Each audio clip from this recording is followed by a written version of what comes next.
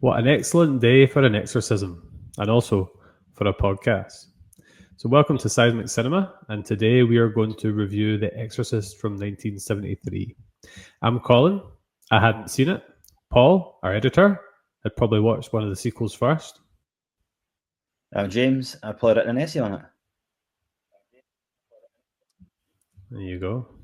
So just the intro before we get going. You can find Seismic Cinema on X, Instagram, Threads, TikTok, Blue Sky, and Facebook. So give us a follow and a wee comment. And you can also find the podcast on YouTube, Spotify, and various other platforms as well. Despite getting what would we say, a false hope with some of our views in our last couple of videos, we have managed to gain some extra subscribers on YouTube this week. So we're actually up to 210 subscribers, which is great because we've set ourselves a target of reaching 225 by Christmas time. And if we keep up at that rate, then I think we will do that. So if we earn the right to a subscription from today's episode, then please consider hitting that button. And finally, we are part of the Podpack Collective, a group of podcasters who like to support each other and promote each other's work. Okay, and James, are you doing your weekly shout out to our friends at Wits the Script as well? Aye. Wits the Script, a Glasgow based podcast. Go and check them out. The latest episode was on Interstellar. I'm nearly finished it. So get it watched, get it listened to. So far, so good. I'm enjoying it, boys. So keep up the good work. Very good. Okay, our recent episodes, just before we get moving, Eulogy, the Black Mirror, second last episode of season 7. Full Metal Jacket was our last movie review, and then before that was Plaything, another Black Mirror episode. So we've just got the one Black Mirror episode to go, which is the USS Callister sequel that we're doing next week. Okay, so before we get into all things Exorcist and exorcism, James, what have you been watching over the last wee while? I know you've been quite busy with work and whatnot. Well, that's exactly it, mate. I've been absolutely drowning in work. So the viewing has been very slim. I do want to check out the Ed Gein documentary. No, it's not a documentary, it's a TV show based on it. So I'm going to check that out. Is that the serial killer guy? Aye. Yeah, I've seen it come up. It's got Jax from Sons of Anarchy in it. Right. His name's Charlie. Green Street. Is that the main guy? Aye. He's the blonde hair. Blonde hair, aye. But mate, I've got nothing to report. It's been a failure, mate, this week in terms of what I'm watching. Other than obviously The Exorcist, because we're doing it today. So I made sure I watched that. Oh, well, that's something. If we all have weeks like that as well. So you'll be pleased to know I've been continuing with Dexter. Going at a slow but steady pace because I usually just catch wee bits of it in the morning when I'm getting ready for work. I'm on to episode 8 of season 1, so getting towards the end of season 1, but I'm still pretty invested at this stage. I thought you finished it, mate, to be honest with you, but maybe I was wrong. What, the whole show or season 1? Season 1. No, I'm nearing the end. I just don't have a lot of time to watch it, so I'm just trying to watch it where I can. But it's the only show I'm really watching at the moment, so I will make steady progress through that. Maybe that's a future podcast then, mate. Review season 1 of Dexter. Yeah, we can maybe do that. I should be able to do that quite soon. And I took a weird notion for watching the Lord of the Rings trilogy. So I watched Fellowship of the Ring, probably in about 3 or 4 segments due to the length and also my inability to watch a film for a long period of time. And I've started watching Two Towers as well, so I'm quite enjoying. I've not actually watched through them in quite a few years because it's not one of my main franchises, but I'm starting to get a bit more invested in it doing this rewatch. Aye, I've seen Lord of the Rings when it all came out in the big screen. When was that? Maybe about 2003, 2004 or something like that. Must have been about that time. Yeah. But aye, it was I do like it, mate. But like you said there, it's just the duration of the actual movie. It puts you off. I think they're about half an hour, 45 minutes shorter. They're ones you probably would rewatch more, but there are obsessives over that franchise, so I'm sure many people watch them regardless of the length. Aye, definitely. See, I was listening back to one of the podcast episodes, and I noticed something, mate. I noticed something. You seem to kind of watch TV shows and then just bin them. See, I noticed that when you said you watched Severance and then patched it, you watched Dexter and then patched it, and a few other ones, mate. So your commitment to the TV shows these days are slipping, my man. I mentioned it before. It just depends on what else is going on in life and just clicking with a show. I feel like I have clicked with Dexter this time, but you could flip that and look at all the times I have committed fully to other shows. So, listen, mate, I'm only joking, mate. I'm only joking. But yeah, I'm being quite committed at the moment. I'm not jumping about as much. Okay, so that's our intro. That's what we've been watching. Just time to get into the episode. So it goes without saying, this is my first time watching it. However, I have watched quite a few films where there are exorcisms taking place. Like I've watched, obviously, The Conjuring, which we reviewed, and a few other films probably in the past as well. So, what's your history with this one, James? Is this one you've seen a lot, once, or?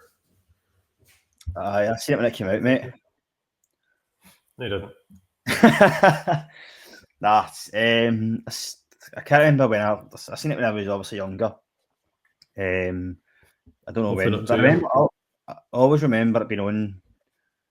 Like, I remember walking into the living room one day, my mum and dad were watching it, and it's just it was, you just knew it was that film. Do you know what I mean? And I was like ushered to bed right away, like back to bed. I can see why. Do you know what I mean? Look, if I was coming to watch that at that age, then you could be traumatized for life, I suppose. At that point in time, but I don't remember, because I've seen it loads of times, mate. Do you know what I mean? Like years and years ago. First time I watched it for a while for the podcast. To be fair, but I've seen it many times. Obviously studied a wee bit more this time around because of the episode that we're doing. Yeah. Cool. So the synopsis was when a mysterious entity possesses a young girl, her mother seeks the help of two Catholic priests to save her life. And I also looked at some of the taglines for the movie as well. So the official tagline that was used in the promotion for the episode was "Something beyond comprehension is happening to a girl on this street in this house." What do you make of that tagline? I don't know. I mean, what was when you went? Was that when you went? What was the other ones? So that was the official one. Just on that one, I like the bit I like about it is it's happening on this street in this house. I think it shows that in that universe, it could happen to anybody, doesn't it? Aye. It's just kind of random selection. The other one I actually like better, which was like an alternative, wasn't the official one. Somewhere between science and superstition, there is another world, the world of darkness. I actually kind of like that better. Yeah. I don't. Like, going back to what you said about it could happen to anyone at random. I don't think it was at random, mate. Because, well, we'll go into it later on, I suppose. But she does open herself up for this when she finds the Ouija board and all that. Yeah. I suppose she finds that finding that could be a bit random as well. Do you know what I mean? To an extent. Right, so that's the synopsis and the tagline. Just a wee bit of background on the film. So it came out in 1973. James definitely didn't see it in the cinema. Yeah, I'll need to actually check with my family and see if any of them seen it in the cinema, which would be quite interesting. Probably not. Runtime 2 hours 2 minutes. The director was William Friedkin. Friedkin, that sounds about right. And the writer was Will Peter Batty, who was the author of the the novel that this was based on, which came out in 1971. The budget was £12 million, which is a bit of a pittance compared to today's standards. And the worldwide gross was 431 million, which is sometimes recorded as 441 if you include re-releases of the movie as well. So quite a successful movie over the years. That's a hefty profit, mate. Over Yeah. time, indeed. Yep, and the Rotten Tomatoes score is 78%, and the IMDb score is 8.1. And it was nominated for 10 Academy Awards, and it won Best Adapted Screenplay and Best Sound. Yeah, I can see that, man. Especially the sound as well. Despite it didn't win anything for visuals. Mm-hmm. It was quite good that way. It's quite interesting. I've noticed it more and more recently. I think just the more films that we review for the podcast, but so many movies, in particular classic movies, are adaptations of novels. Like if you think of The Shining, if you think of American Psycho, Lord of the Rings that we're just talking about, there's so many movies that are based off Fight books. Club as well. What was that? Fight Club as well. Fight Club, yeah, that's right. Jaws, Jurassic Park. There's a lot, isn't there? The Running Man. Yeah, We'd be here all day, mate. we could keep this running all day.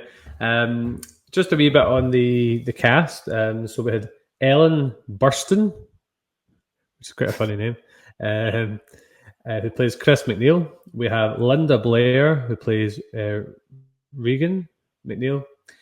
We had the biggest name in the cast, the only one I'd heard of before watching it, to be honest, was Max von Sydow, who plays Father Lancaster Merrin. And this is an opportunity for my Star Wars reference because he's in Force Awakens.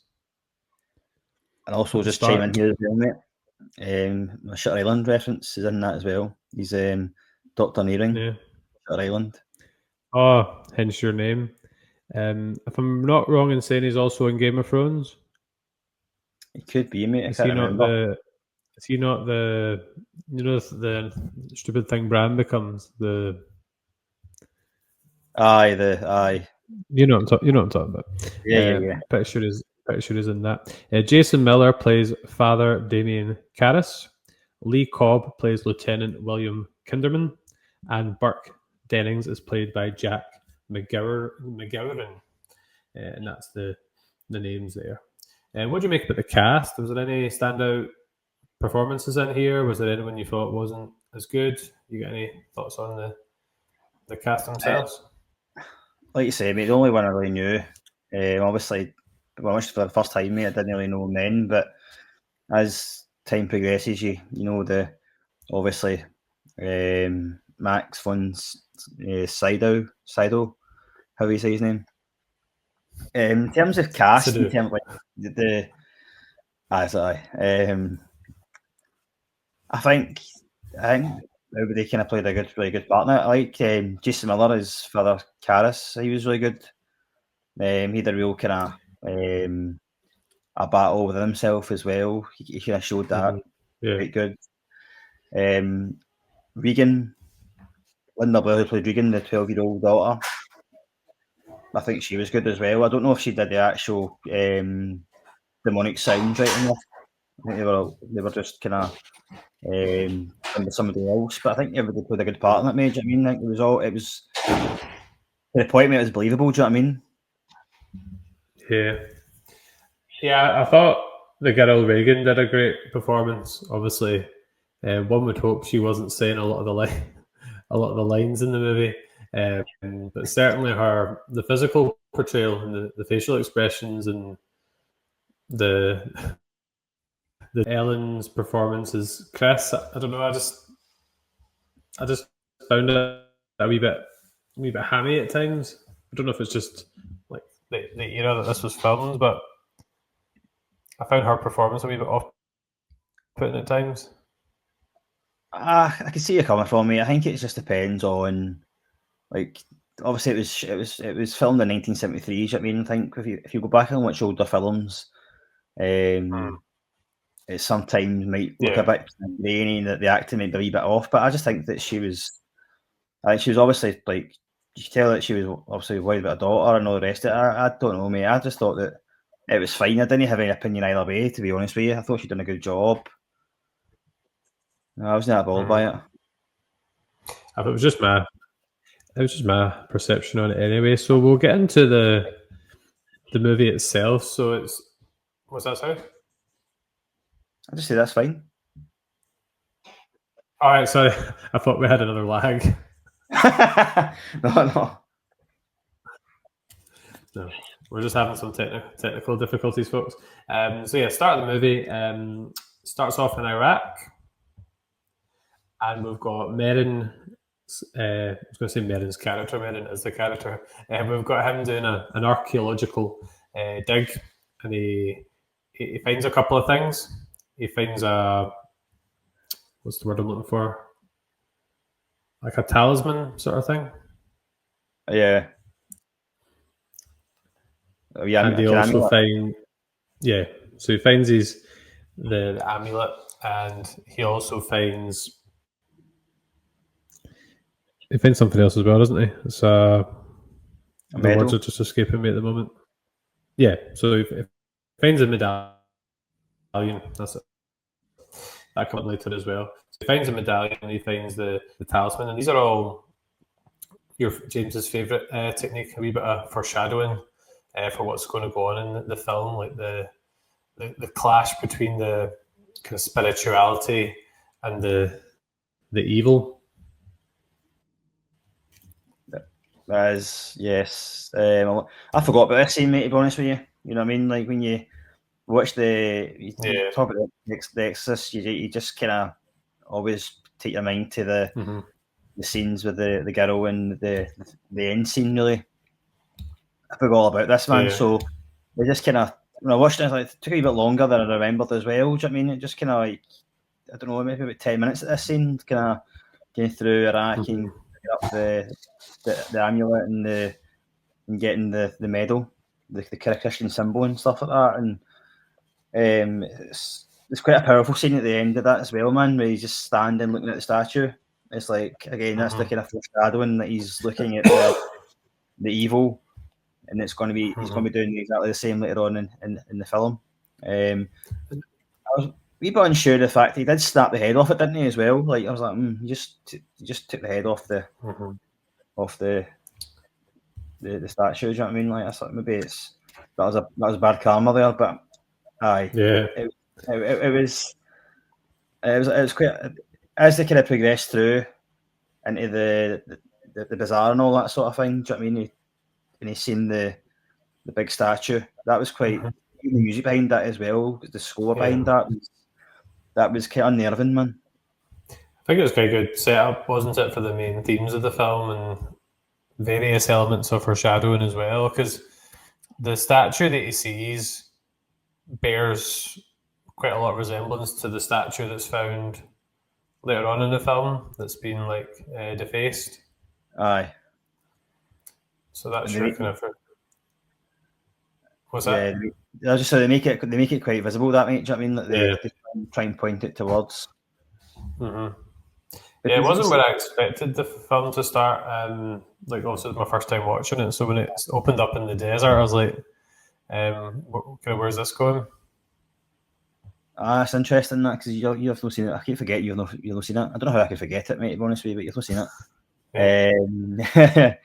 But I mean, it's like you must have thought, is this something like Jurassic Park? What are they doing here? Like digging up stuff and whatever. I was like Indiana Jones. Aye, yeah, exactly, mate. Aye. Yeah. But just to touch back on that statue at the end, man, like it was massive, isn't it? And the fangs and the arms were raised as well. Do you know what I mean? It was quite, and it just that when you could see the sun from behind them as well, and the camera panned out. It was like good versus evil, just looking at each other. It was a good scene, mate. Yin and yang. Yeah. So that's the introduction, but we don't see Merrin for ages after this. So he's in the very start, and you could probably be forgiven for forgetting about him a bit by the time you get towards the end of the film, although he's maybe mentioned a few times in the middle. So the start of the film is probably in three bits. So you've got the introduction to Merrin, and then you get the introduction to Chris McNeil in Georgetown, Washington. So she's a pretty unassuming actress. Like she doesn't like apart from that first scene where you see her at like some kind of protest scene that's getting filmed outdoors, you don't really see anything else. The only main reason for her being an actress I can think of, well, there's two: the connection to her friend and mentor Burke, but also the fact that she lives in a house with hired help because there's various people there supporting her in the house because the husband's working away, I think. Yeah, she mentioned he's away in Europe.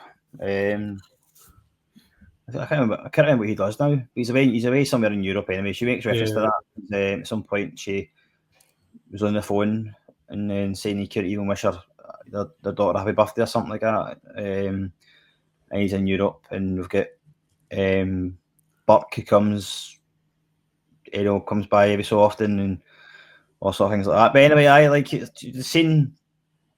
It's a protest scene they're filming, and interesting enough, you can see when the filming's happening with the protests and stuff, you can see Falakaris, he's jogging and all that sort of. So he's kind of out in the outskirts when all this is happening as well. I don't know if you noticed that.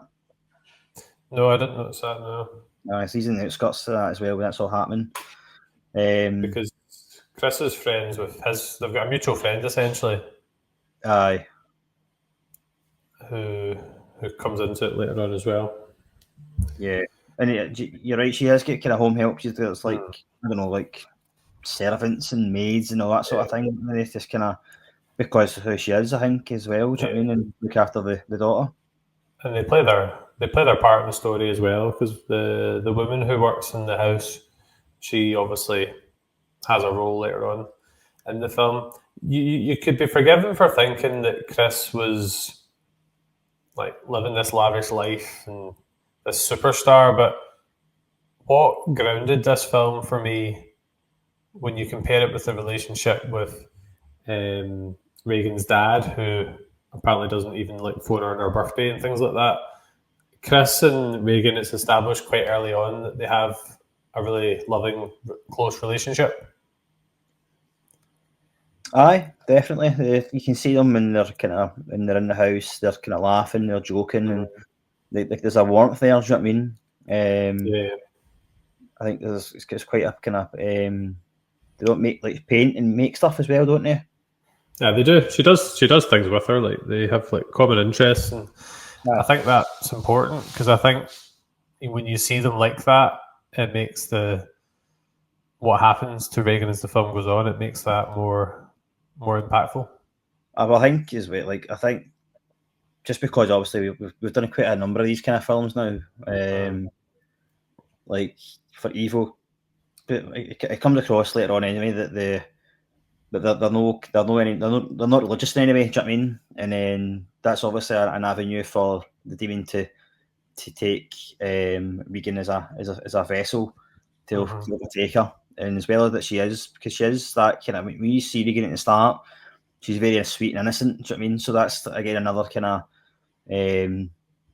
another thing for the demon to latch on to. You know what I mean? So there are a few early signs. Something I noticed because I watched like the first probably half of it, and then I rewatched like the full thing. So I've seen like the first hour twice. But you do hear the noises, don't you? Kind of scurrying about the hallways in the house, which Chris thinks is rats, and that's kind of mentioned, but it's quite unsettling when you're watching it again and you know that sound is the demon crawling about the house, and that's probably where the girl got possessed round about then. Because that was the scene before the party scene, wasn't it? So yeah. So they blame it on the rats and that, and they're up in the like they're on the attic looking at traps and stuff like that. There's quite a good jump scare, isn't there, when the servant guy pops up, and it's a bit of a jump scare. Aye, there's a few jump scares in this, mate. Aye, definitely. Aye. So there was that bit there. So another thing to mention is, you mentioned it just at the start, was the mention of, well, there's two things. Reagan mentions having an imaginary friend, which immediately gave me like Shining vibes with Tony. That's right. There's not much more said about that, but it shows that she's got like some kind of imagination or link to the kind of supernatural. But they also mention the Ouija board as well, which is a device obviously famous for attracting evil spirits. Yeah, that's the aye. I mean, again, they get the Ouija board and they try to kind of they tries to summon, no summon, but tries to talk. She tries to show her mum how she talks to Captain Howdy. Captain Howdy. That's an imaginary friend, yeah. Aye. So again, using the Ouija board was just a platform for the demon to kind of take over, and just use that. It's like an invitation, mate. To be honest with you, isn't it? So yeah, it's quite interesting though. Like, see if you went into this film not knowing anything about it, and say you just flicked the TV channel on and it came on, the early stages don't hint too much at what's to come. Like, it's quite a, like the scene, the first scene with Chris and Reagan is quite light-hearted in a lot of ways. Like, it'd have been interesting to just go into this not knowing anything about it at all. Well, no, it's light-hearted because, like, I mean, up until a certain point in the film, it's all very playful. It's light-hearted. There's no hint of dread or fear or anything. Do you know what I mean? It's all kind of nicey, then all of a sudden it just turns kind of sinister, and by the day it gets even worse. Do you know what I mean? But I suppose we, as the audience, even if we've not seen it, obviously knew what was coming. So we feel that suspense instead of the characters. Like, the audience is feeling that. So our third introduction, which is a bit more serious compared to the McNeil's introduction, was the introduction to Damien Karras. So he is spending some time with his mum, who's not keeping too well. And again, similar to Reagan and Chris's relationship, there's a real kind of close relationship there. And she eventually gets moved into like a, for want of a better word, like a kind of hospice situation. Yeah, I think so. And that's quite a creepy scene when Karras is walking through the ward and just everyone's grabbing at him. And I don't know, like, are these meant to be people that the demons possessed, or is that just kind of like they all seem in quite a lot of distress, or is it just people who are suffering from something else? Did you have anything? Because obviously, Karras's mum gets kind of brought into the whole equation with the demon later. So I just wondered if these were maybe people that have been impacted. I don't think so. I think it's just because they're maybe suffering. Karras's mother gets brought into it because the demon knows about his inner struggles and like his guilt and all that sort of thing. Do you know what I mean? He knows about his faith, like as Merrin says, like the demon lies, the demon will try to use things against you. Do you know what I mean? He did that to him. Yeah. So he knows, the demon knew, but I think in terms of that part, I don't think it was anything other than just maybe just the people who were there that were maybe suffering. I think that it's got you question it though, which is maybe what it's meant to have done. Do you know what I mean? So in a way, it's could be a wee bit of foreshadowing of the struggles for Reagan to come. Aye. As well. So he's there, and then she's not too happy with Keris that she's landed there. I think she probably would have preferred to stay in her own house instead of ending up there, but she's obviously quite seriously ill by this point. And you don't find out there, you find out in like a conversation with other characters, don't you? And I think it's the party scene. You find out that his mother had passed away. I think it was his friend, the other priest that was talking about it. Yeah, what's his name again? I think it's important that we get his name because he comes back into play later. Let me just quickly grab it.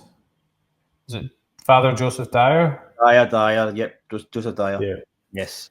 So it's him, I think, that's explaining that Caris's mum died, and he struggles a lot with this, understandably, and it starts to bring him, which is a big theme of the film, it gets him to start to question his own faith and his own job. So he's a psychiatrist for the priests at one of the universities. Georgetown University, isn't it? Yeah, so that's his role. And Caris is on the kind of outside of the story initially, but in the near future he'll start to become more involved as well. It's an interesting take, that, isn't it, though? Because we've got all, like, I'm going to bring a Lost reference in here. Science versus faith. And we've got Caris in here who's both a scientist and a priest, do you know what I mean? And he's right in the middle. Yeah, and you can see that he's also questioned the faith as well, do you know what I mean? He can't do it anymore, and because his own guilt and everything that's kind of led him to the point. Yeah. So that kind of leads us into, we've been introduced to all the main players, all the chess pieces are down. That kind of leads us to the first probably big scene of the film, which is the party. So Chris is quite a popular person, being a famous actress, and she's got obviously the other priest there. She's got her the director of her film, Burke Dennings, as well, who Reagan hints at one point that him and her mum might be romantically involved. I'm sure she made like a wee comment at some point. She did. She said something like that he was always over or something like that. And Chris says they're just kind of just friends. He's obviously filling some sort of gap for the father who seems quite absent anyway. Aye. So this obviously it's going to happen when you're watching a film for the first time. I wasn't quite clear who Reagan was addressing. So see when she came downstairs and says our first creepy line, it was like, "You're going to die up there." Yep. When I went back to that, I thought she was saying that to Burke, who eventually does die up there to an extent. But when I was listening to another review of the film, it mentioned, I don't know if this is true, but it mentioned she was talking to a spaceman. He's an astronaut. Yeah. Is that mentioned? Maybe I just missed it. Is that mentioned in the scene that the guy's an astronaut? Aye, like they introduced themselves and that. You can hear him saying he's an astronaut. Aye. But Reagan wouldn't know that. No. So that's where the kind of psychic bit comes in. Because I just thought it would have made more sense if she'd said it to Burke, because he then dies later. Yeah. And it would have felt a bit more like foreshadowing. Yep. And that's why when Caris comes in, I suppose that is foreshadowing in its own way. Aye. And so when Caris comes in for the first time, he's in talking to Regan, and then he comes out the room and says to Chris, "Did you tell her about my mum?" And she says no. So obviously the demon knows that. Do you know what I mean? Like so aye. So that's him just kind of getting an assessment of what you actually know.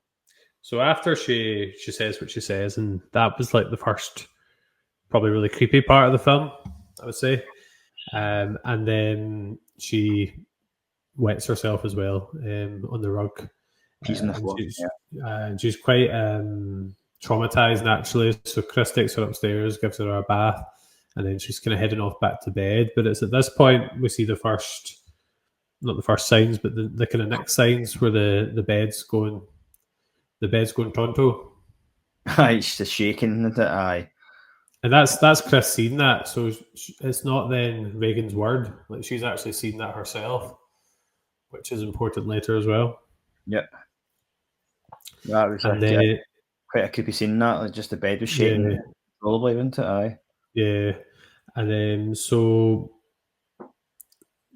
there's then there's a variety of different scenes where Reagan is starting to change and her behaviours starting to change, and Chris is looking for well, first of all, kind of medical reasons.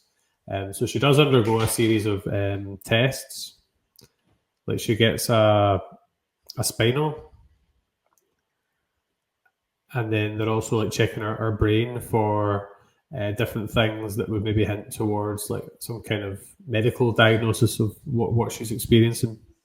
Yeah. Because our behaviour is starting to change. She's obviously saying things in a creepy manner. She's knowing things that she probably shouldn't know.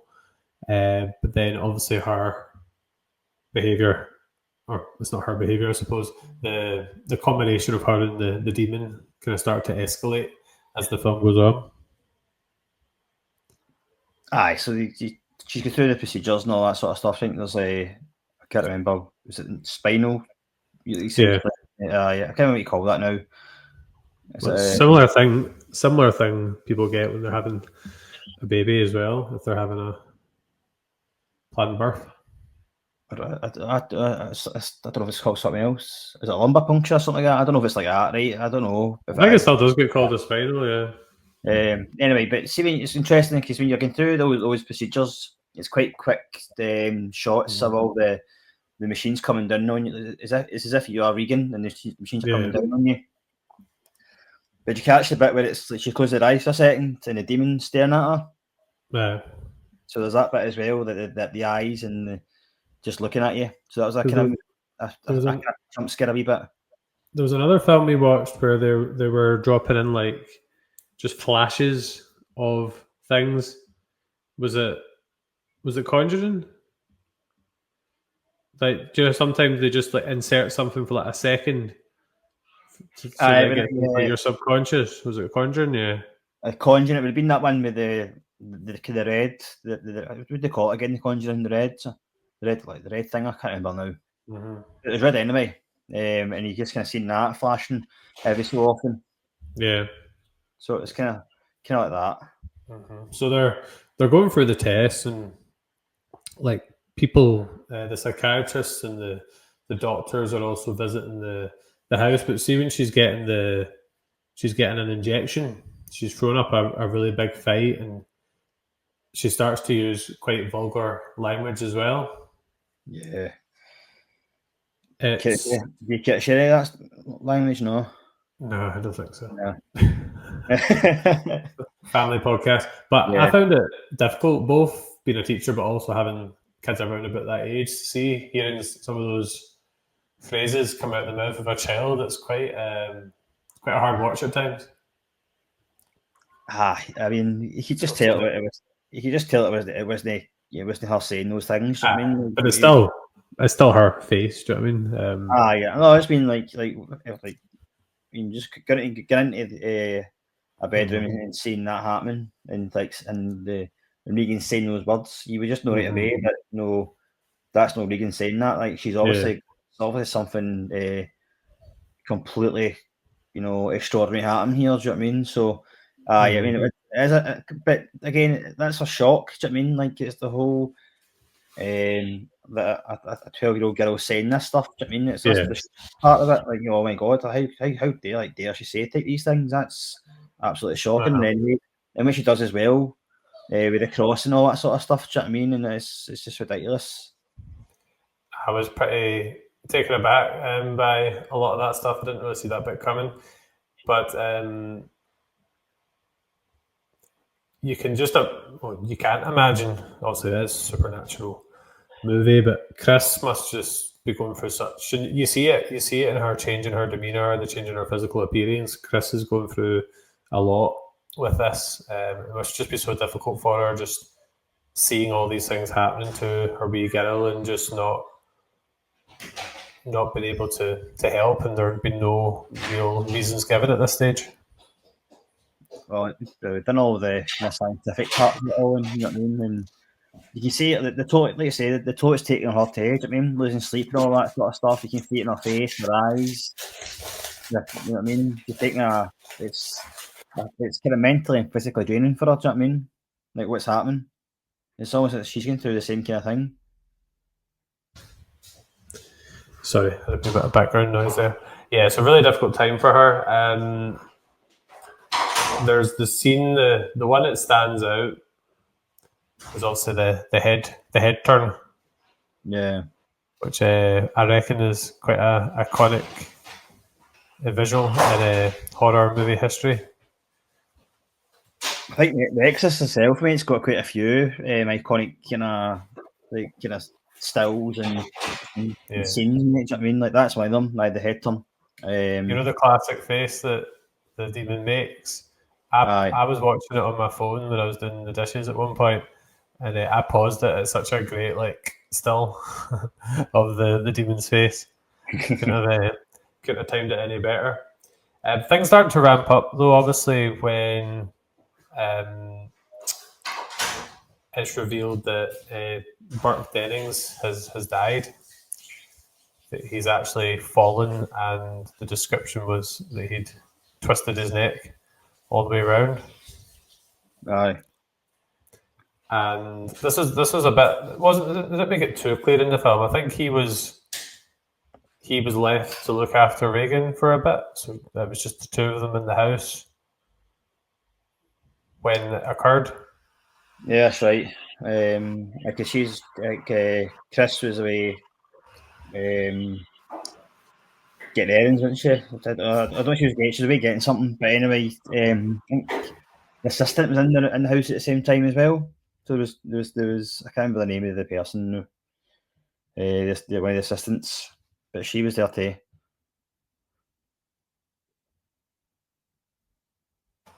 Yeah, so essentially he falls or was pushed out of the window, and he goes down the stairs. See the stairs that you see a few times, the really steep stairs outside.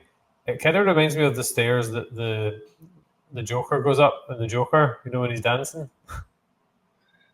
Aye, I can see what I mean, but I think those stairs are wider though. So I've got some trivia about the stairs actually. Okay. So the steep Georgetown staircase is a real life pilgrimage site for horror fans. Okay, and it's a historical landmark. It was in 2019. It was officially designated a historical landmark, as called the Exorcist Steps. Cool. There you go. Well, if I'm ever in Washington, I'll need to go visit it then. So that's quite a big deal. You don't see Chris reacting too much to it. She's obviously too preoccupied with what's going on with her daughter, but that's obviously a really close friend and colleague as well, which can't be making things any easier. So this is around about the time that Kinderman sounds like a Kinder Surprise, that he comes into the story, and he approaches Karis when he's out jogging, and it's quite funny because they made the clothes he's wearing and the exercise that he's doing, it immediately just brought Rocky vibes to me. It's funny because Kinderman actually he's like, you look like a boxer or something. I wonder if that was just a Rocky reference, or had Rocky come out by that point? No, Rocky was out in 1979, I think. That's a bit of foreshadowing for Rocky then. But you actually see Karis like punching a punch bag as well later on as well. Do you know what I mean? So yeah, that's not kind of fighting. That's him kind of releasing tensions, and he's fighting himself. Do you know what I mean? And trying to. So that's that is. But he's also a fit guy to age. I mean, he's obviously he likes to exercise, and he likes to kind of stay on top of things. Do you know what I mean? So yeah. Did it remind you a bit of Rocky? No, it does, mate. I didn't. It doesn't shout Rocky to me, but I understand where you're coming from, mate. Aye. So they have quite a good back and forth. Those two characters, they're kind of like having a wee bit of banter as well as having the discussion. But just something in the casting I thought was quite interesting. One of them says to the other, "Has anyone told you look like so and so?" And then Karis says to Kinderman, he says, "Has anyone ever told you look like Paul Newman?" But it actually says on Wikipedia that Paul Newman was interested in the role of Karis. All right. So I just thought that was quite an interesting connection. Yeah. Whether that was intentional or not, who knows? So they're also having the conversation. Kinderman's investigating the death of Burke, and he obviously knows of Karis by reputation, and the medical Chris has kind of exhausted the medical side of things essentially. So Karis is asked to start kind of looking into it from a more of a, I don't know, I say like spiritual, like a spiritual perspective. Oh, yeah. So that's kind of where he gets brought into the situation. But he says he's not that experienced. He says he doesn't really know a lot more about exorcisms than like the regular guy on the street. But that is something they could potentially help with. Before she seeks Karis out, it's like she's sitting with all the medical staff. Yeah.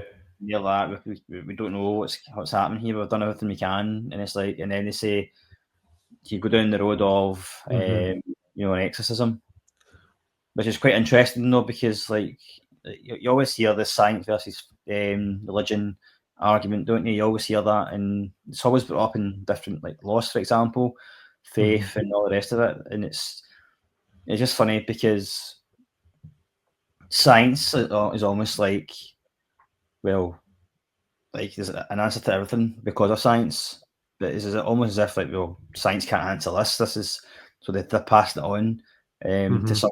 Obviously, it's a kind of greater power type thing, which would never normally happen with it. So it's interesting in that. Yeah, that scene, like Chris is starting just to lose her faith that the various doctors and psychiatrists are going to be able to help in any way. And once Reagan starts to do things like the head turn, that's where she becomes really desperate, and then she herself seeks out Karis. Sorry, there's a lot of names to remember.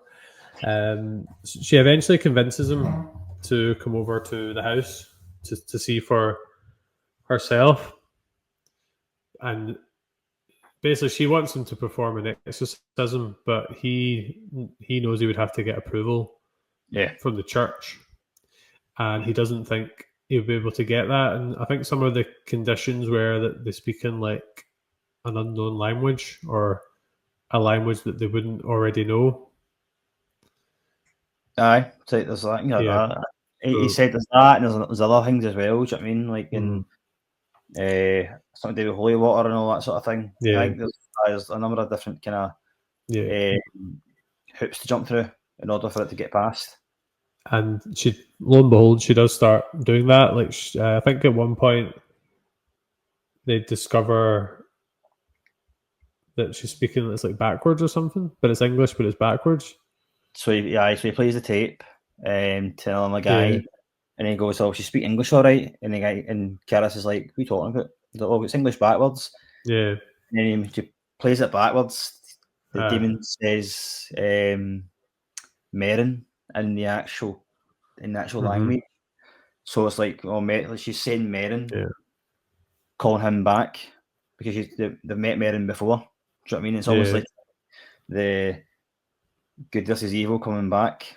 Men's only one can defeat him. Yeah. It's quite good the way they did it, I suppose. They show the kind of descent into madness throughout the film, don't they? Because it starts off with the bed shaking, then it's the swearing, and then it's the kind of violence, and then it's she starts to speak in tongues and she starts to speak backwards, but then her actual physical appearance starts to change and she starts like like there's one point where she spits green vomit at I think was it Caris she spits that at? It was Caris, aye. Yeah. Like, before I go And into the trivia on the vomit, you forgot to mention the physical one of Regan coming down the stairs backwards, like on her arms and her legs, and kind of crawling back the way, and the blood coming out of her mouth and all that. That was quite. That was. If I went watching that when I was younger, man, I'd be like, oh, that's quite scary. That means quite creepy. It's amazing the things you don't think are like. I was watching a bit of the Two Towers, and you don't really think of Lord of the Rings is scary, but see when Amber's sitting there, and I'm like, yeah, that could actually be quite scary to a child. It's funny how perceptions are different. Something that's also important because we talked about Reagan knowing that the guy was an astronaut, even though he wasn't. Caris quite quickly is starting to get essentially psychologically tortured by the demon as well, because it keeps kind of goading him, saying like your mum's with us and your mum's doing this, your mum's doing that, and he is quite affected by it. Like he struggles to ignore it, which is advice that he's given later by Merrin, and like he was told by Merrin like to just ignore the demon will try and confuse you or mix lies with truths and all these things. But that becomes quite an important part of his torture as well. Yeah, it just shows you the experience of Caris though, because he's not done that before. Do you know what I mean? Where Merrin's done this many a time. You reference the fact he'd done one in Africa, I think, before they got him Lasted back. like a year or something. It said. Aye. So he's obviously done this for a number of times, and he's really experienced in this. I think just I forgot to touch on it, but see the vomit scene. There's two vomit scenes. There's one that on Caris initially when you first see him, and then there's the one when they're actually in doing the exorcism. So that vomit was actually pea soup. It was mixed with oatmeal. Like pea as in the vegetable, not the urine. It was the vegetable pea soup. PEA. Yes. Soup. And the special effects operator misfired the mechanism, hitting actor Jason Miller directly in the face instead of the chest. His disgusted reaction is completely genuine. Oh well, there you go. That worked out quite well for the audience then. But it's things like that as well, because remember in Alien, when they didn't know that the facehugger was going to, not the facehugger, but the actual alien was going to bust out the chest. That was all improvised as well. They didn't know that was going to happen. So it's actually genuine reactions, which makes it. Yeah, that's true. So there's another scene where we keep forgetting their names, but there's so many characters. The hired help kind of phones up Caris, I'm pretty sure it was, in the middle of the night, and they go in, and Reagan / demon is sleeping, but then when they pull up her kind of top, like to reveal her stomach, there's the words "help me" along there. So it's like Reagan. It's either Reagan looking for help from within, or maybe it's again just the demon playing mind games a wee bit as well. I think this is what kind of the straw that broke the camel's back with the whole kind of exorcism, because I think this was the last straw. It was like, this is, help me come from within, mixed in with the vomit, mixed in with the talking tongues type thing. So adding up now, and then that's what happened. They get approval, don't they? After that, it's just kind of. Should have mentioned at the very start that this story, the book and the movie, is based on like a true story, essentially. Like not a true story in that sense, but there was a boy who was doing or experiencing a lot of these symptoms, and that was where the kind of book was inspired from. Not to say all these things are real, but just to say that someone thought they were real. who's to say? Do you know what I mean? Like it's start the Conjuring. It says, this was based on real events. Do you know what I mean? Well, I really know is it just for, I think it's all just kind of they just say these things to get you on edge. Do you know what I mean? I don't know. I love the one they did in Anchorman. It was this is based on true events. Only the characters, locations, and events have changed, or something like that. How did the Anchorman review go on, by the way? Not very well. Almost as good as Toy Story. Two great films as well. Shame. So they manage to they invite Merrin in, who is just back from like being in Iraq and things like that. So he right away becomes like the leader, doesn't he? Like Karis is a lot less experienced than him. Merrin's immediately giving out advice like don't get into conversation with the spirit, don't take what they say like, as verbatim, and they start to lead the exorcism. So they're reading from their passages. They're going through all the different processes, but despite how experienced Merrin is, this demon even gets to him, and you see him going away, don't you? And taking his medication. But before that, you've the iconic scene, mate, of the exorcism. It's probably the Exorcist. Sorry, it's the front cover of a DVD or the film poster. Yeah. It's got him coming out the car, standing by the only street light on outside the house. He's standing with his hat on and his briefcase. Yeah. Again, that's kind of, I get that. For me, mate, that was this kind of standoff at the start of the film. We've got the statue and him, and then we've got now the house and him, and he's about to enter and face the demon. So that's a good wee shot there, mate, as well. When they go in, and I know you said that he does take charge, mate. He does, absolutely does, because he is the most more experienced. But we've got Karis, who's like, do you want me to tell you about the family history?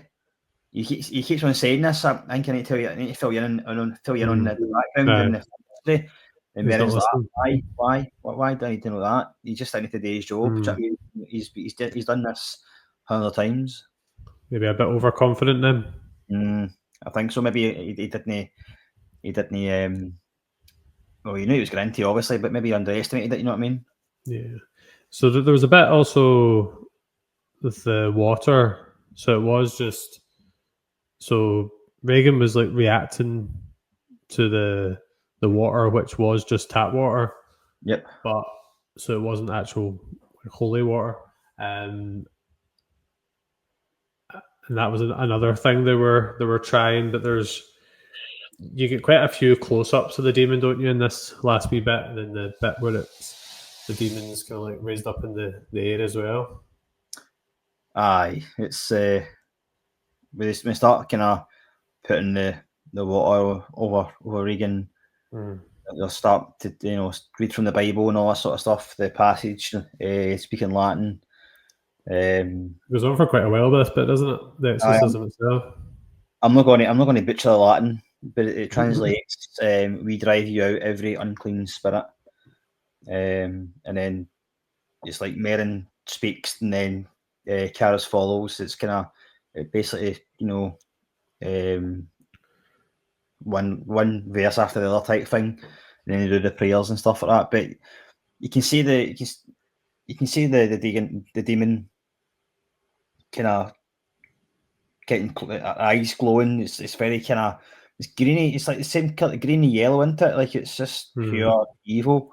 The skin, the cracked lips as well, mate. And we've not mentioned it yet, but how cold the room is.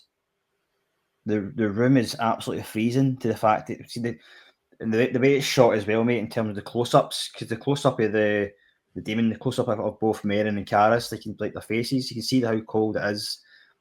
Merrin looks totally he looks unwell, by the way, when you first see him. He looks like a guy.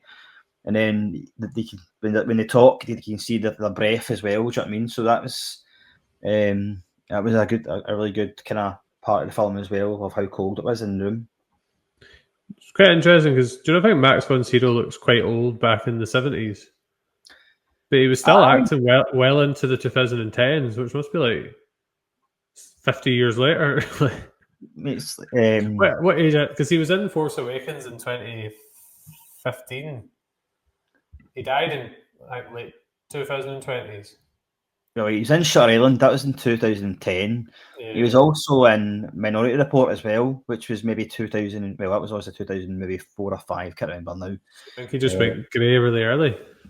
Aye, or some people, mate, as John Wayne would say, some people were just born old. You know what I mean? Like Wayne Rooney. Was that Wayne Rooney. Wayne? Aye, Wayne Rooney. Aye, or John Wayne to reference Yeah. the. But I think if this is like the big boss battle, isn't it? At the end of this film, if you could view it that way, and it's the demons win in a lot of ways. Although they look like they're making some progress, like they've clearly rattled Merrin, and Karis is like the demon's right in his head with continued taunts about his mother and stuff. It's not just a continued taunts about his mum. No, he calls him faithless a lot of the time as well because the demon knows he's lost his faith and he knows he's not strong enough to perform this exorcism on his own. You know what I mean? Yeah. So It's like, Karis hasn't been listening to Merrin, and Merrin eventually like excuses him and says, "Right, you're not really in a fit state to take part in this at the moment." So he actually leaves the room, doesn't he? For a while. he says to Karis the words "get out," which I thought, "Oof, that's an order." Do you know what I mean? Get out because Good movie as well. it's a good movie. You've done that on the podcast actually because I have done it. Me and Paul did it ages ago. Yeah. I will. But it's not like a demon's leaving for a wee minute. You know what I mean? It's not. It's get out. Do you know what I mean? You're doing more harm and good here. You don't listen to what I'm saying. Yeah, that's right. So he goes out, but then even as we've said, Merrin's finding it so challenging. They don't make it overly clear. Does he overdose on his medicine, or does he just have like a reaction to it like afterwards? Because you see him taking some of his medication. So what happens? So he goes into the bathroom, takes his medication, doesn't he? And then he goes back through, and then he's found dead like on the bed, isn't he? Aye, yeah, he's found dead in the bed. Actually, like it was like a heart attack. Do you know what I mean? I don't know. I don't know if it's an intentional thing or. I don't think it's intentional, man. He just, I think, distress it all, and has done that. But the Regan says another. She's like laughing and giggling, like that was quite eerie, that bit as well. And says the exact same line she did before. You're going to die up there. Yeah. So again, so that's kind of like that line from before was foreshadowing the early possession or what's came now. Do you know what I mean? I looked it up. It does say he died of a heart attack. No, I thought that because when you've got, I suppose you would try. You obviously have to anyway. Do you know what I mean? But Karis comes in, man, and he just starts like punching his chest. Obviously, you do that anyway. Do you know what I mean? But not as if it's that's the CPR you would do, but he just starts battering his chest. Do you know what I mean? Like, but I thought it was a heart attack anyway, mate. Do you know what I mean? But makes sense. Karis is so desperate for Regan to be saved. He starts to, and I think at this point he has lost so much faith in his own life, that he's basically willing the demon to take him instead and to spare the girl. And you start to see him kind of visually in his face being taken over as well. He's kind of sacrificed himself, isn't he? He says, "Coming to me, take me," you know, that sort of thing. And you can see the close up of his face. Like you see his eyes turning the same colour as Regan's was. Yeah. How the transfer was into Karis. Aye. But then he's learning from seeing what happened to her that he doesn't want to go through all that, so he throws himself out the window in a similar fashion to Burke, and then he lands unceremoniously, is that the word, on the ground outside, where there's a big crowd that kind of comes over to see what's happened, and one of the crowd is one of his friend, the priest, who kind of comforts him in these final moments. Yep. You can see the changes. He's always kind of fighting that inner battle with himself, and you can see that actually happening outside. Like he's battling a demon now. He takes control for, I don't know, probably a couple of seconds, and just, as I like to say, mate, he takes a leap of faith and jumps out the window, and kills himself, and thereby the demon is left as well, and Regan's left in the corner crying, whatever. But they all can run his body. He falls down, like he jumps out the window, down the stairs, and then at the bottom of the stairs, the same stairs as you said. That was the foreshadowing, wasn't it? Aye. Burke's death earlier. So then it fast forward, and then you find Chris. It kind of looks like they're preparing for a funeral. Was it Caris's funeral? Were they going to that? Because there was like a black car outside, but I wasn't sure. Like a closing scene. It was just or maybe it was just a black car. Maybe they were going somewhere else. Father Dyer and the police guy, wasn't it? Yeah.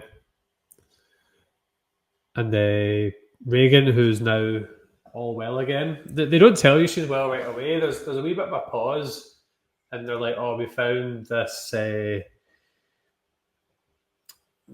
found the kind of medal in Regan's room, but they don't tell you right away that she's all good. And then it's like the next scene where she comes outside, and you see that she's back to normal, which is good for her, that she gets to live her life again.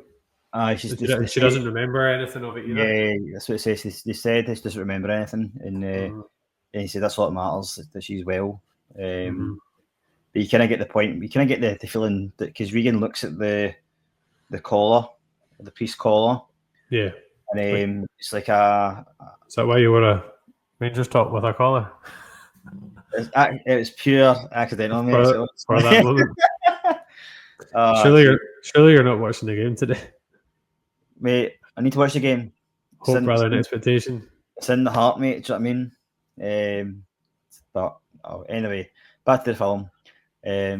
Regan looks at the collar, and it's almost to get a wee kind of glimpse of, she remembers something. She remembers seeing that at that point in time during that struggle, and she cuddles the priest and gives him a kiss on the cheek, almost ignoring him to say thanks. You know what I mean? Yeah. It was a shame because Caris was like a really decent guy. Do you know what I mean? It was a shame what happened to him in the end, but I suppose that's the tragic part of the tale. Aye, I mean, he like, it's I don't know. I suppose he sacrificed himself for Regan. Do you know what I mean? The soul that that was lost, he's gained back again, and it was sad that they both basically died, didn't they? Like they didn't, they did die. Do you know what I mean? And they saved the. But I think for him, it's more important that, like, the fact is that he got his faith back, and he thought he lost it, that he acted upon it, and he was in control again, and he's like he does kind of believe, and he's kind of on that road to redemption type thing. Yeah, I think there are different versions of this film. I've heard from listening to different reviews. Like there's like theatrical releases, and there's a few different versions depending on where you watch it.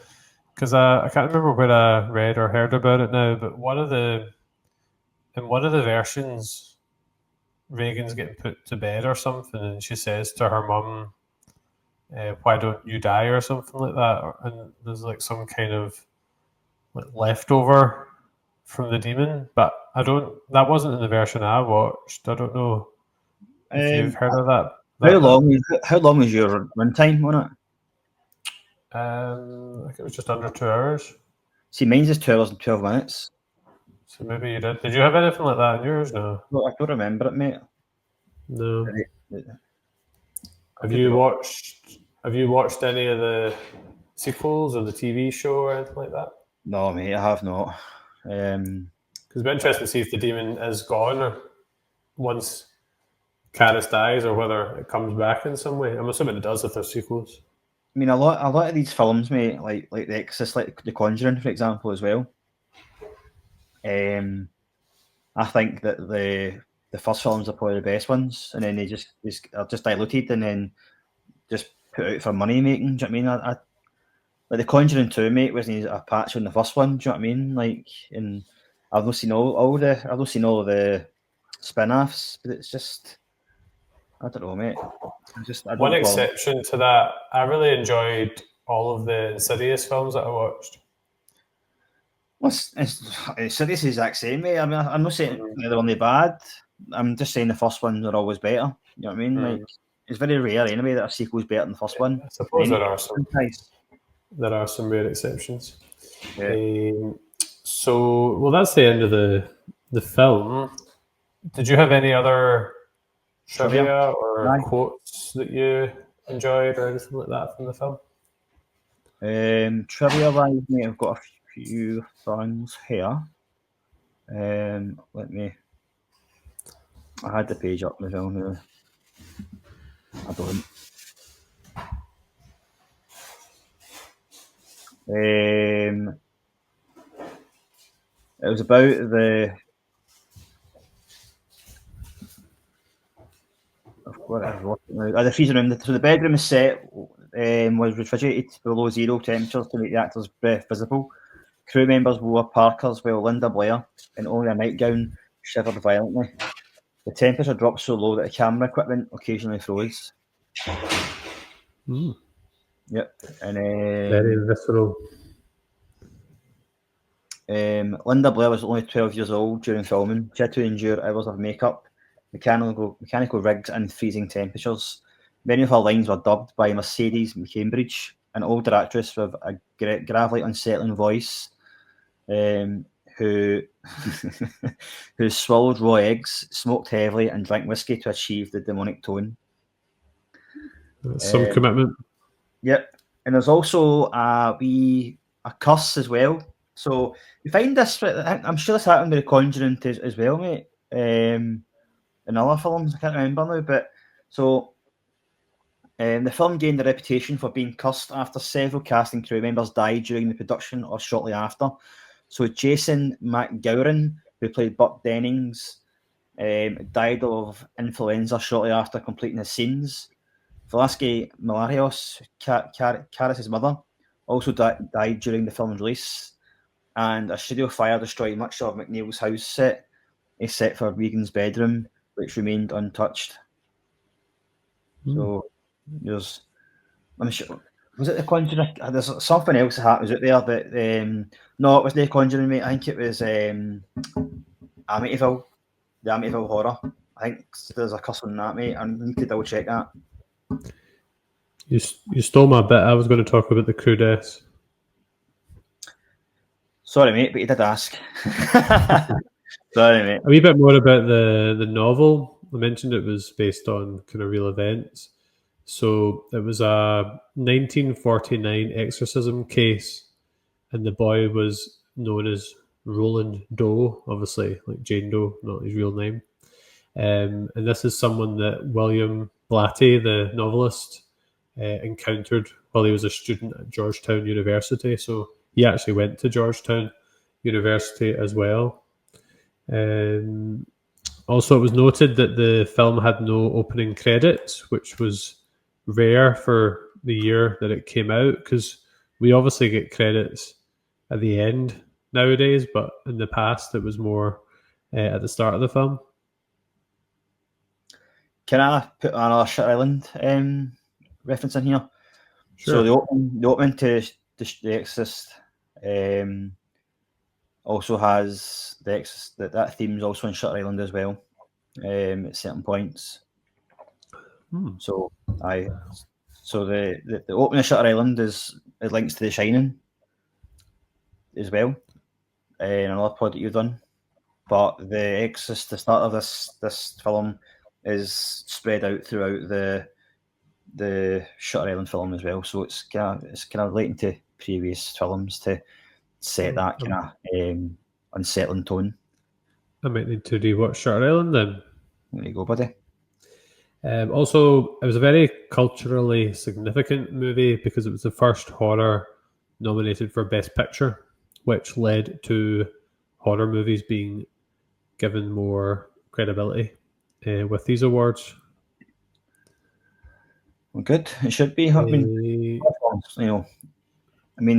horror films nowadays aren't as good as they were, mate. Let's be honest about it. I mean, but this is a classic, and I'm interested to hear your thoughts and your seismic stars on it. Yeah, just before we get to that, any quotes? I particularly liked, I mentioned it earlier, so I just thought I'd mention it now. What an excellent day for an exorcism. The way that was delivered was pretty funny. Aye. I don't think I can say any more quotes, mate, to be honest with you. I mean, the quotes were there. They're funny. Yeah, but not very. Again, they were designed for the shock value, you know what I mean? And they did. We don't want to get demonetized before we get monetized. There you go. Yeah, so I'm sure if you've watched the film, which I'm sure you have if you're listening to this, and that you've already checked them out. Okay, so that was just before we get to Seismic Stars. Do you want to hear some of the suggestions for titles for this episode? Yeah, sure. There you go. So, Demons, Doubt, and Redemption. Right. Sorry, I've lost one of them. And then like a kind of colon, deep dive into The Exorcist. Or we could just have the title, What an Excellent Day for an Exorcism.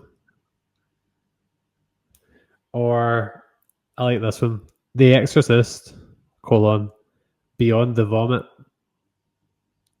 I like that one too. Aye. I like it.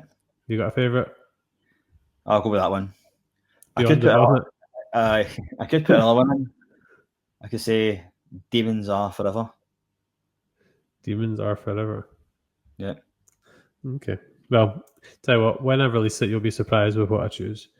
So on to our seismic stars. So this is the portion of our episode where we give it a score out of 10. As always, we're not comparing it to every film that ever was. We're just giving this film an individual score. And if I'm honest, I haven't quite got my score just yet. So I'm just going to... I usually pre-plan it, but I always change it. So I'm just going to have a wee think for a wee second. Do you want me to go first? Or do you want to... I don't want to finish it. Yeah, I'll go first. I'm going to give this film...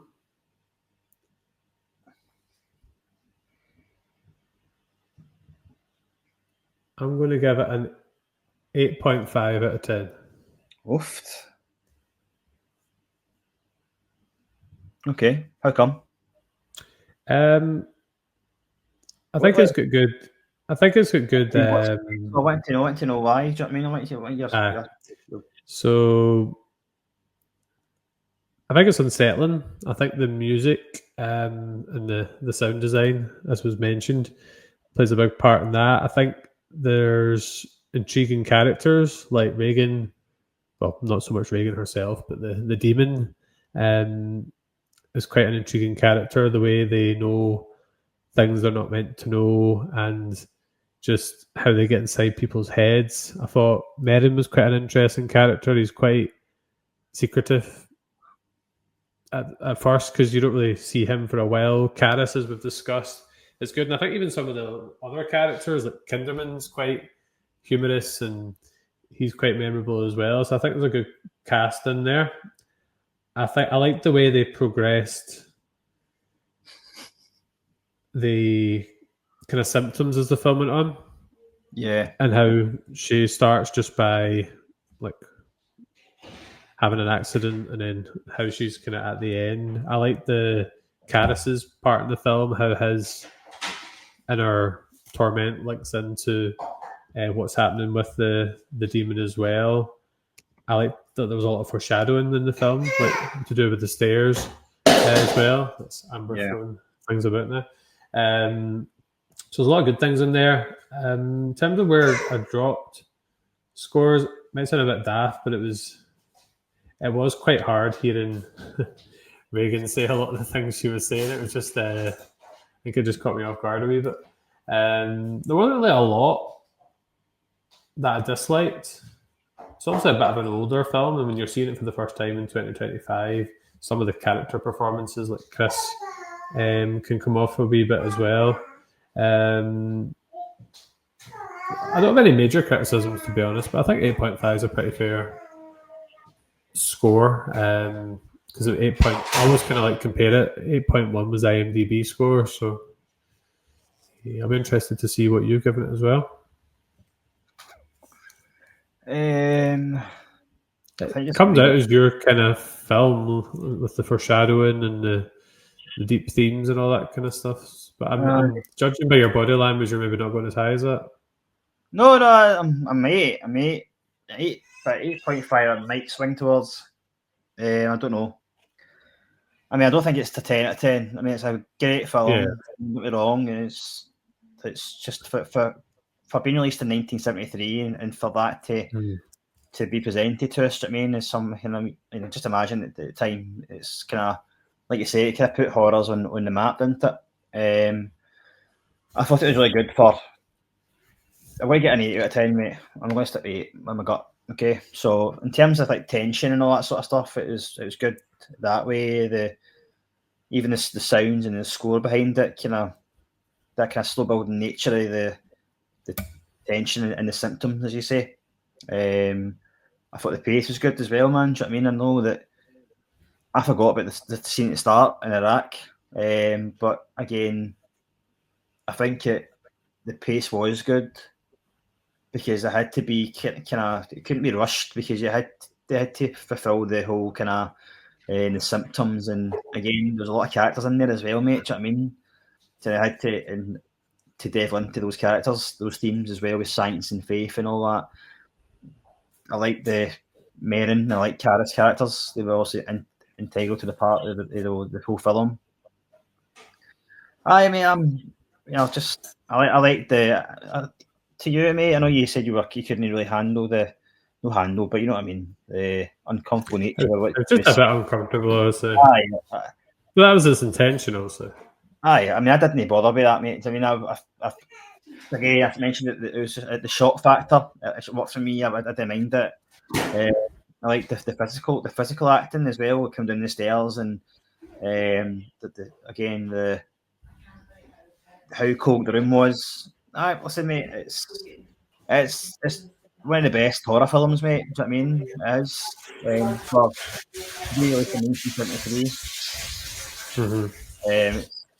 Again, The Thing was released no long after that, and that's one of the best horror films in my opinion. I know some people don't agree with that, but I really enjoyed it. Aye. But it's just one of the ones where I don't know if I'm just biased, not because it's got Kurt Russell in it and it's got John Carpenter as the. Had you joined us when we did The Thing, or was that before you joined? I don't know. I was there. I think it was my second episode. Not influenced at all by your choices. I gave The Thing 10 out of 10. So the problem, sure. Yeah. That's another one I might have to rewatch over the October Halloween period. So, is it films I need to pick now? I don't have any films. No, we're doing it's Black Mirror we're doing next week. So it's the USS Callister. So I'm probably going to try and watch the first USS Callister as well if I can. Yeah. So, any closing thoughts on The Exorcist, or is that us? That's us, mate. I'm happy. We will get back into seeking the views of our seismic supporters, but I'm currently. I'll try and do it today or tomorrow or some point in the next couple of days. Try and get back into the account. I did put out a wee tweet regarding what kind of side series should we do, and Chat Tsunami get back to us and said we should do Inside Number 9. Okay, that's a lot. There's quite a lot to it.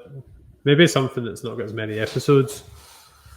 Or maybe just naturally occurring ones, as like Dexter season 1, if I have been watching it. So could do that, mate. We'll discuss it off here. We'll get USS Callister done, and then you can choose maybe a wee horror film for next week. Sure. Or the week after that. Yeah. Okay, so just to wrap up, so you can find Seismic Cinema on X, Instagram, Threads, TikTok, Blue Sky, and Facebook. And you can also find us on YouTube, Spotify, and all those other platforms. As I said, we're sitting at 210 subscribers, so we're kind of making our way towards the 250 mark. So if you've enjoyed this episode, please consider giving us a sub and liking this video. And make sure you check out the various podcasts in the Podpack Collective. Okay, so that was our review of The Exorcist. I hope we all enjoyed it. I had one last thought actually. Sometimes one of the taglines was like, "It's the scariest film ever." I didn't find myself that scared by the film, to be honest. Some of it came across as quite humorous sometimes with some of the things the demon was saying. But when I compare it to films like Insidious, Conjuring, The Ring, I found films like that scarier than this, to be honest. I think maybe for the time it was released, maybe it was. Do you know what I mean? Yeah. I understand that point of view, but the films these days are trying to better one another, aren't they? So it's some are just stupid. But I agree, it's not the most scariest film ever. Not my opinion, but again, other folk, it's subjective, isn't it? Some people might have been, it is a more modern one, but I found the creepy faces and smile absolutely terrifying. Like I was just checking my windows at night after watching that one. I've not seen Smile, so I don't know if I've seen that. So you should put that on your list. The first one, the second one's garbage, but the first one's good. Okay. That could be your wee challenge for this week. All right, okay. I'll do that then. You got a challenge for me? Just finished Dexter. Finish season 1 of Dexter. Aye. Okay. We'll do that then. Right, so yeah, that is us. I'm Colin. I hadn't seen it, but I have now, and it's quite a nice thing to say. Paul has, who knows what Paul's doing? He maybe watched Exorcist 2, maybe watched a TV show. He maybe started the film at the end and rewinded it and watched it that way. I don't know what Paul's doing. What were you doing? James, and I have probably written an essay on it. Ciao.